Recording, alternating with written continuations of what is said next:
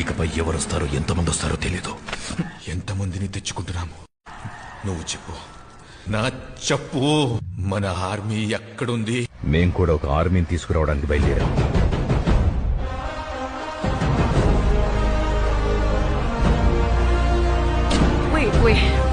వాడు చాలా డబ్బు తీసుకెళ్లాడు కదా. But wasn't that an advance for the gold Inayat Khalil was sending? No. Then what was it for? దేవా,